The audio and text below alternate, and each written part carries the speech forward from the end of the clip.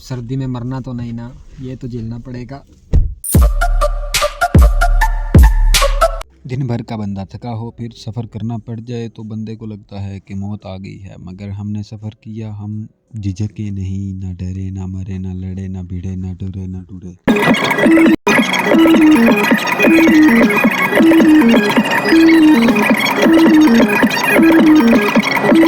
सुनसान और ख़तरनाक रास्तों से होते हुए तकरीबन 1.5-2 घंटे की मुसाफत के बाद हम आखिरकार अपनी मंजिल पे पहुंच ही गए। पोल्ट्री फार्म हमेशा लुग्गी जगह पे, लुग्गी मीन्स बिल्कुल बैकवर्ड एरिया में ही होता है, इसीलिए हमें भी बैकवर्ड एरिया में जाना पड़ा। काफ़ी डर तो लगा लेकिन डर के आगे जीत है, माउंटेन ड्यू। शेड पे निकलते ए रेवड़ियाँ आप छोड़नियाँ भाई, मैंने दही पकड़ा हुआ है, आगे रजाइयाँ भी निकालनी है। आए अस्सलाम वालेकुम, की हाल भाई, ठीक हो? फिट हो?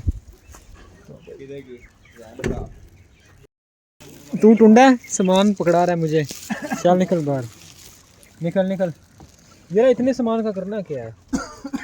गड्डी को सामान लगाना है। अभी सीन बड़ा आई है, इंशाल्लाह ये पूरे चूचे आज फ्राई हो जाएंगे। अगर मेरे पे रान तो मैं भाई ये सारे चूचे करके खा जाऊं।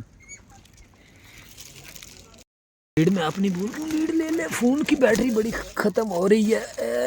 ये रत्ते वाली मेरी लीड सारा, ओए सारा निकल गया तू मामा। ए आ लो, शुक्र है निकल गई लीड, हमने ले लिया। बंद करें गड्डी को, बंद करो।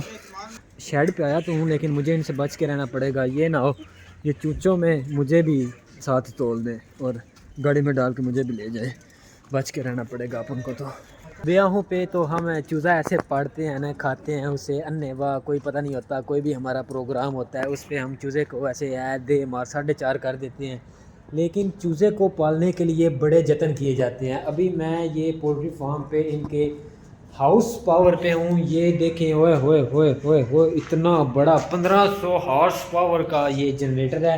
ये एक ही जनरेटर नहीं है बल्कि ये देखें इसके भाई ये चाबियाँ शाबियाँ ये तमाम है, ये ना हो कि चल जाए कोई गड़बड़ हो जाए। भाई मैं इसको हाथ नहीं लगाता, दूर ही रहता हूँ, हाथ नहीं लगाना। तो भाई ये दूसरा ओए ओए ओए ओए ये भी 1500 हॉर्स पावर का, ये पता नहीं क्या है वो है, तारा ने बच के रहना चाहिए ध्यान से।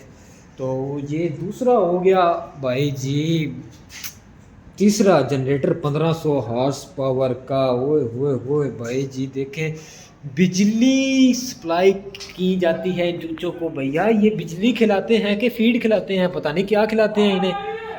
फिर मुझे पता लगा भाई चूज़े को ठंडा रखना पड़ता है, गुस्से को भी ठंडा रखना पड़ता है और चूज़े को भी ठंडा रखना पड़ता है, तब जाके ये बंदे की वो मेहनत पलती है और चूज़ा भी पलता है। ठीक है, तो बड़ा मुश्किल काम है यार ये तो, तौबा तौबा, पैसा लगाना पड़ता है, वक्त निकालना पड़ता है और मज़दूरों को। अभी ये गाड़ी अनलॉक करेंगे, हम देखेंगे भैया कहाँ से कैसे अनलॉक करते हैं। अभी रोला आ रहा है, ठीक है, मज़दूरों ने अभी अभी आराम किया था लेकिन फिर वो चूज़ा निकालने के लिए आ गए हैं। चलो अभी देखते हैं भाई चूज़ा कैसे अनलोड करते हैं।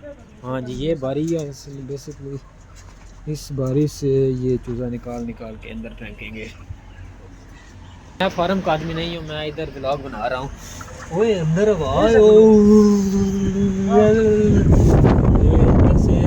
अंधेरा अंधेरा अंधेरा, दरवाजा खुला है,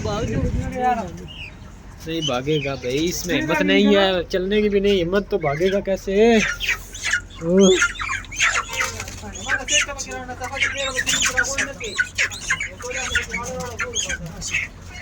अंदर एक बंदा बड़ा हुआ है, वो अंदर से पकड़ के पकड़ाता है इस भाई को, और ये भैया उठा के ऊपर सप्लाई करते हैं और ये भैया अंदर डाल देते हैं गाड़ी के अंदर। बड़ी हवा है यार, ये तो मुझे लगा ये सिर्फ गर्मियों में पक्के चलते हैं, एसी वगैरह चलता है, ये तो भाई सर्दी में भी मैं तो ठर गया,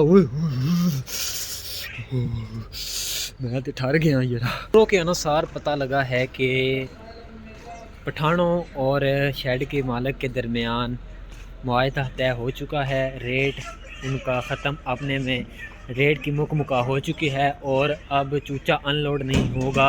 अब ये जो एक गाड़ी खड़ी है ये लोड पूरी होगी और इसके बाद ये अपने अल्लाह वाले हो जाएंगे।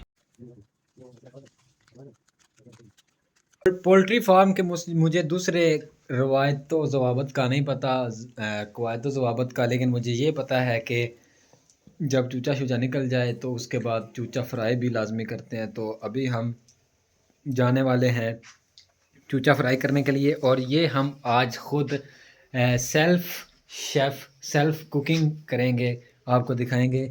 ये हमारे मसाला जात हैं और अभी चलते हैं हम किचन की तरफ से और आपको किचन भी दिखाते हैं। तो नज़दीक आ जाएंगे, नज़दीक आ जाएं।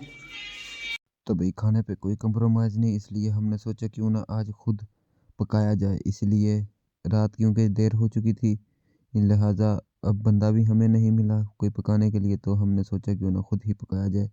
और पकाने की शुरुआत पहले मसाला तैयार करने से हुई और मसाला था, हमने बनाना था चिकन पकोड़ा।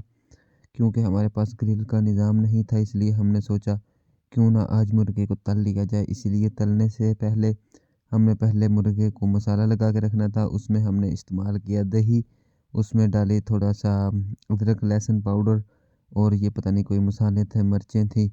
फिर तिक्का मसाला हमने डाला, उसके बाद हमने डाला इसमें बेसन वगैरह और ये तमाम चीज़ें हमने लाई थी बड़ी मुश्किल के साथ। रात क्योंकि देर हो चुकी थी, हमें बेसन नहीं मिल रहा था। बेसन फिर हम घूम फिर के एक होटल से हमने मांगा, उनसे बोला कि भैया हमें बेसन चाहिए, तो उन्होंने बोला कि भाई हमारे पास अच्छा बुरा अब जैसा भी है आपका है। हमने कहा भाई जैसा भी है हमें दे दो, लेकिन पहले हम चेक करेंगे। भाई नखरा तो था क्योंकि पैसे हमने देने थे उन्हें, तो अब चीज़ लेनी हो तो देख के लेनी चाहिए। इसलिए हमने पहले टेस्ट किया, उसके बाद हमने उनसे बेसन लिया, लेकिन बाद में हमें पता चला कि बेसन अच्छा था, अच्छी क्वालिटी का था। अब जब मिल ना रही हो चीज़ कोई, तो जैसी भी चीज़ मिल जाए आपको गुज़ारा करना चाहिए, लेकिन हमारा गुज़ारा अच्छा खासा हो गया था।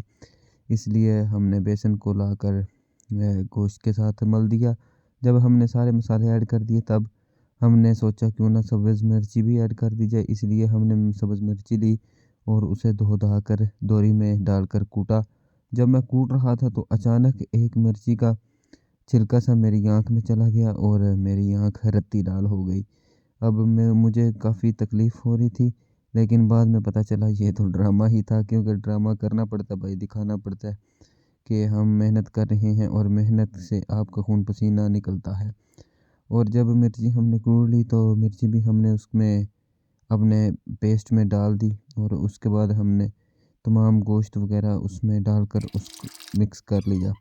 अब भाई क्योंकि रात देर हो चुकी थी, इसलिए हमने सोचा क्यों ना आज रात को हम इस मसाले को मैरिनेट होने के लिए रख दें और सुबह जब होगी तब हम उसे तल लेंगे।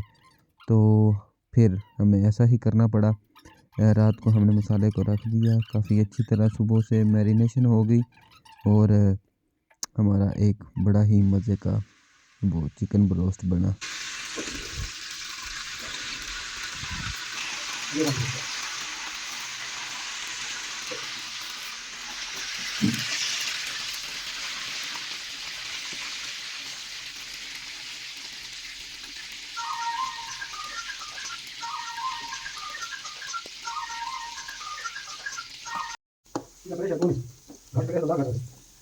मेरी प्रेशर कोई नहीं।